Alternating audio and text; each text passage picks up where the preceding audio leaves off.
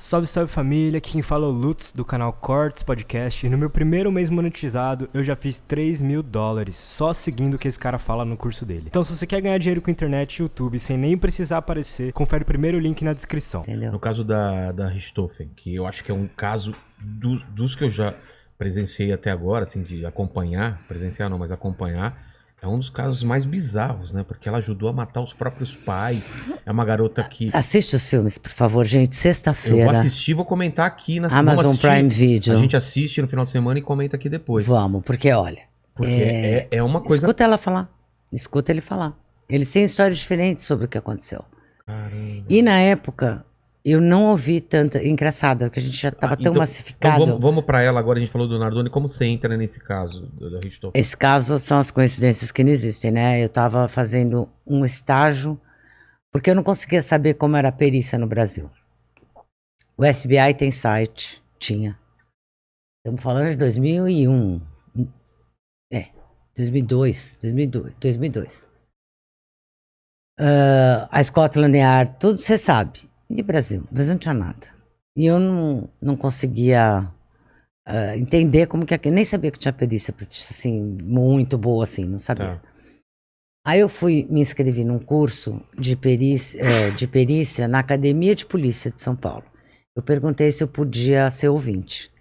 Foi engraçado, porque Dr. Délio, ele olhou para mim e falou, olha, nunca ninguém perguntou. Mas não tem nenhum lugar que diz que pode, mas também não tem um lugar que diz que não pode. Pode ser ouvinte, vai, tudo bem, vou deixar. Eu que estava escrevendo ainda o Louco ou Cruel, que é o primeiro livro. Aí ele me deixou ser ouvinte, e aí que eu fiquei sabendo, com esses peritos que ficaram meus colegas ali, eu fiquei sabendo que tinha não só perícia, como tinha uma perícia de homicídios, que ficava lá no prédio de homicídios, na Brigadeiro Tobias. Aí eu fui lá, me falaram que tinha uma perita-chefe, que era a doutora Jane, e aí eu fui lá, bati na porta da doutora Jane, falei, ó, queria saber como funciona, ela foi super simpática, tal, me recebeu super bem, e falou, vem aí, né, faz o plantão com a gente, vê como é que é. Ela foi, assim, pra mim, incrível, porque ela me abriu realmente um caminho, porque imagina que eu ia lá uma vez por semana, ela me deu umas dicas de uns peritos melhores, que tinham mais paciência de mostrar e tal, e eu ficava num plantão, eu subia na viatura onde eu ia com eles, ver local de crime. E foi nesse ano que eu fiquei um ano fazendo isso. Nesse ano que eu fiquei, em outubro, acontece o crime do casal Richthofen. E foi uma bagunça, né? Porque isso levantou a perícia, tanto que eu fui com eles na reprodução simulada desse caso. Eu me assustei até com a repercussão, porque quem tá lá dentro, a gente não tinha tanta ideia de que iam ter 500 jornalistas na rua no dia da reprodução simulada. Caramba. A gente não tinha tanta noção assim. E foi assim, e aí eu entrei no caso assim, acompanhei a perícia toda.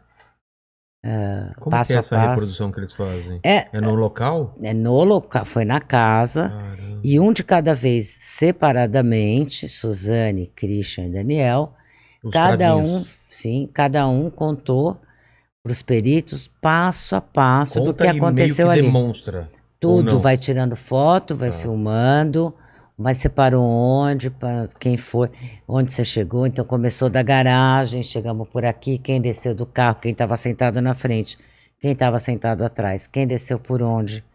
Onde eles puseram as meias na cabeça, não puseram, eles eram preocupados com o DNA, né? Com fio de cabelo, não queriam deixar provas. Então Era tem pra tudo, parecer um se assalto. reconstrói passo a passo. E aconteceram coisas estranhas lá, porque, por exemplo, o Daniel é muito emotivo. E quando a Jane, para montar essa reprodução simulada, os policiais que fazem o papel das vítimas. Então ela botou um policial mais ou menos o tipo do Manfred para fazer o Manfred, e um policial mais ou menos do tipo da Marisa. São os pais. São os pais que ficaram já deitados na cama. Então o Christian e o Daniel não viram a cara deles. Certo. E aí mostraram que a Suzane já tinha mostrado, eles também mostraram que ela acendeu a luz do corredor, o que deixava o quarto um pouco escuro ainda. E aí eles entraram com o bastão, a perícia tinha feito um bastão de papelão, né, para eles mostrarem como foi. E o Daniel então entrou, mostrando que ele foi pro lado do Manfred. E aí, cara, acendeu a luz. E quando ele viu o policial, que era parecido com o Manfred, cara, ele começou a passar mal, começou a chorar, começou a passar mal e respira e não consegue. E olha a perita ali, os peritos do lado, calma, respira. O cara que Reviveu. Reviveu. E aí você sabe que a gente até rezou um Pai Nosso, todo mundo deu as mãos, Caramba. porque ia interromper, ele não ia conseguir continuar. O cara desesperou. Então você vê que a reprodução, porque uma coisa é você imagina que um crime dura segundos, minutos, é pouco, né? É rápido, mas na reprodução simulada não é. Para. Até onde? Para. Clique, clique, clique. Aí você fez o quê? Andou para lá, para, clique. Então, é muito vagaroso e realmente traz à tona um momento muito mais prolongado, uma memória muito mais prolongada. Caramba, e fizeram com os 3? Fizeram com os 3 em separado. E foi o único que desabou, os outros? E os outros não desabaram. O Christian, eu fiquei muito impressionada que a perna dele tremia tanto no começo, que a calça dele tremulava, assim, que nem uma bandeira no vento, sabe? Caramba. Tava bem nervoso. E ela é uma coisa estranha, assim, porque ela... muita gente fala frieza, né? Mas eu não ia... É uma distância. É como se ela estivesse contando uma história que não é dela. É muito longe, assim. A perita Jane pergunta para ela... Fala assim, me conta o que aconteceu naquele dia. E ela sempre quer tirar 10, né? Ela é a melhor aluna do planeta. Aí ela pergunta assim, mas quer que eu comece da onde contar? Daquele dia de manhã? Pode começar daí, então, do dia de manhã. E aí é uma voz monocorde, assim, aquele dia de manhã eu acordei, tomei café com a minha mãe, meu pai, com meu irmão, aí fomos pra escola. Assim, e é como se não fosse... Gente, já tá contando o dia que os pais morreram, assassinados. Estraçalhados. Parece que ela tá contando um filme. E ela tá contando uma. Como, entendeu? Às vezes até um filme você conta mais envolvida. Mas um filme que ela nem gostou. Que você leu uma resenha. Sabe, exatamente. Assim? Eu vi que é um filme que fala de um casal. Então, eu não acho que é uma questão de ser fria. Entendeu? Por exemplo, ela estudou o processo para o júri. Olha, eu que não tenho nada a ver com isso. Você que não tem nada a ver com isso. Se você vê as fotos que tem no processo já é difícil, eu não posso imaginar se eu tivesse que ver essas fotos se fosse meu pai e minha mãe. Entendeu? Então, ela tem uma... É como se... É um split, na psicanálise fala bem. É uma distância, assim. Não é com ela, é outra, é o outro. Muito louco. Cara, que assustador isso. É uma dissociação. Aí você acompanhou isso, você já começa aí. Aí, então, eu já tava lá desde o começo. E a imprensa toda lá fora. Toda lá fora, uma loucura. 500 caras, chovia, helicóptero. E eu morri de medo, porque eu fui a única... Foi mesmo? Que bairro? Campo Belo. Campo Belo. Tá. Eu era a única civil acompanhando esse trabalho. O resto era tudo polícia. E na noite anterior... Um jornalista, que eu nunca vou falar o nome, me ligou, me ofereceu, tentando entrar numa questão de me oferecer uma grana para eu entrar com uma câmera. Eu nem deixei ele, falei, não vai dar, não vai rolar, mas eu fiquei muito assustada, até com isso. Claro. Gente, mas onde que eu tô, né? O nível que tá... Não, e aí eu cheguei de manhã na reprodução simulada, a delegada bravíssima, e eu falei assim, doutora Cíntia Tucunduva, ela é brava, magrinha, brava. E ela olhou pra ele e falou, você é quem? Falei, porque eu tinha uma autorização de uma juíza, tá? Pra estar lá. Não sou Suzane. Não, mas eu tinha uma autorização, eu não fui lá de bico. Sim. Porque quando a gente viu que ia ter a reprodução, a Jane mesmo, meus peritos me falaram, vai na juíza corregedora, conta pra ela que você tá fazendo estágio aqui, e ela me deu uma baita autorização bacana para fins literários. Tá. Porque eu não sou jornalista. Você não poderia publicar. Imagina, não era, mas eu nem queria. Eu queria escrever esse livro, que no fim eu escrevi mesmo. E mandei pra juíza que me deu autorização. Então eu mostrei, eu tremia, né, minha autorização. Daí eu falei, doutora, eu queria falar com a senhora. Eu tive um telefonema ontem e eu, assim, eu tô com medo, porque se alguém filmar alguma coisa, eu quero que a senhora me revista, Pra saber que não que não fui eu. É. Cara, essa mulher, o quê?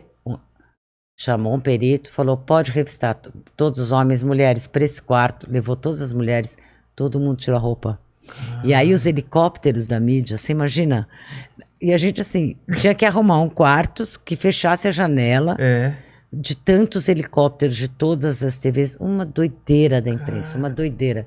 Mas eu tirei uma roupa com prazer ali. Estamos lá. Você Não, pensou bem, porque se vazasse, você era ia ser eu. a maior suspeita. A única civil lá. É. Então, aí não, ninguém tinha. Tudo bem, tudo ótimo.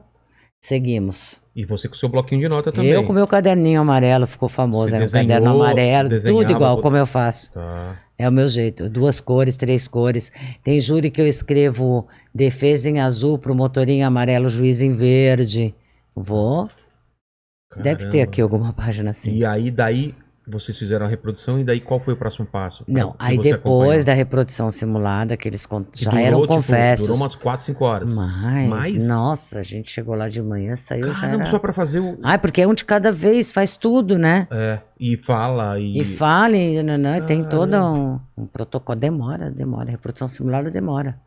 Por isso que eu te falo, o crime é rápido, reproduzir não tanto. E daí, bom, aí se iniciou todos esses laudos foram juntados, aí foi para a promotoria o caso, a polícia denunciou, indiciou, daí foi tudo para a promotoria, e eu comecei a acompanhar também com o promotor, Roberto Tardelli, meu amigão, também ficou meu amigo. Por 4 anos eu ia no Fórum da Barra Funda toda semana. Não tem jeito, sem trabalhar, não dá. Você sabe que no júri da Richthofen, teve uma psicóloga que tinha uma senha, né? Tinha fila pra entrar no júri e tal. E ela chegou lá, porque eu fiquei no plenário, o juiz me deu uma cadeira, aquelas cadeiras que dá pra você pôr o caderno pra tá. escrever. Tipo escola. E eu tava então no plenário. E daí no intervalo, essa mulher veio pôr o dedo na cara com o juiz. Eu quero saber qual é o pistolão que tem que ter pra estar aí também, porque eu tive que ficar na fila, pegar senha. E eu também tenho direito. Por que ela tá aí? Qual é o privilégio? Aí o juiz olhou para ela e falou, então, vamos combinar? Tem toda a razão. Quando a senhora quiser um caso, a senhora faz o seguinte, a senhora fica 4 anos vindo aqui toda semana. A senhora senta por 4 anos com o promotor, com o juiz, lê o processo. Convido a senhora a sentar aqui. Que isso? Fácil, né? Porque quem vê o livro pronto fala, nossa... Quer sentar na janelinha. Exatamente. Só que até ganhar confiança, não fazer nenhum estrago, acompanhar uma reprodução. Você acha que eu não tinha vontade de fazer minhas perguntas? Mas Não você pode, estraga né? Mas eu vou estragar um trabalho? Mas nem pode, né? Não pode. Não. O que é pode? Conheço um monte de gente que já burlou regras, né? E eu não ia fazer isso. Eu fui ganhando a confiança de onde eu passei. Então, E é como nos filmes? Vem o cara, faz a defesa, vem o outro de acusação, é é a bacana, mesma coisa? É bacana. E meu filho que faz júri quando eu vejo? Como é que quando engraçado. o cara fala alguma coisa que não pode, o cara fala... Fala, não é protesto. Protesto, tem isso aí? Eles interrompem, tem briga de promotor com advogado, quase rolam no Você chão. está induzindo a... Testemunha.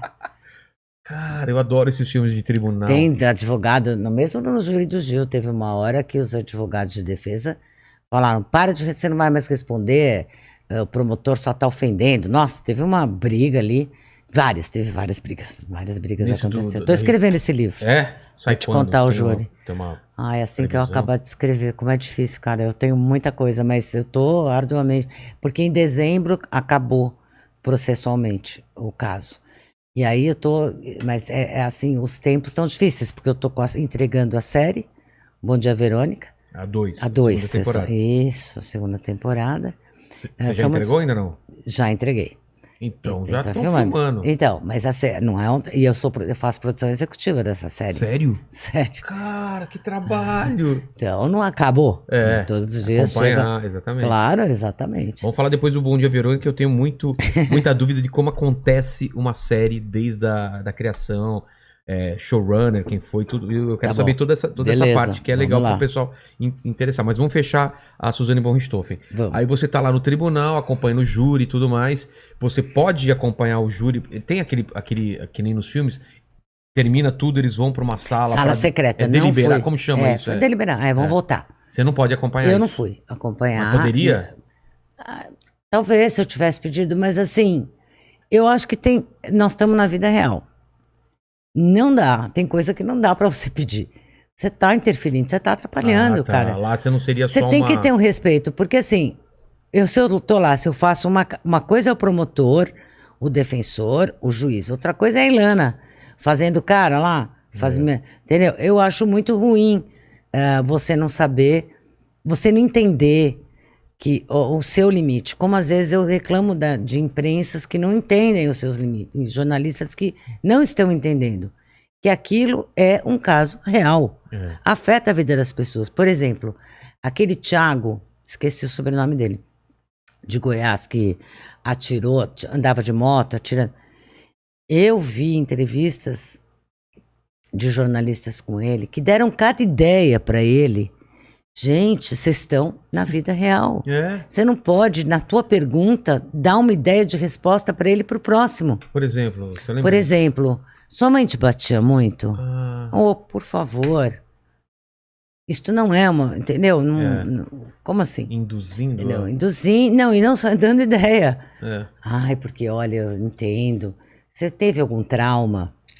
Alguém te abusou? Você acha que elas te irritaram de alguma... Sabe, você vai construindo uma narrativa para o cara que não devia ter nenhuma, entendeu? E você vai alimentando ali.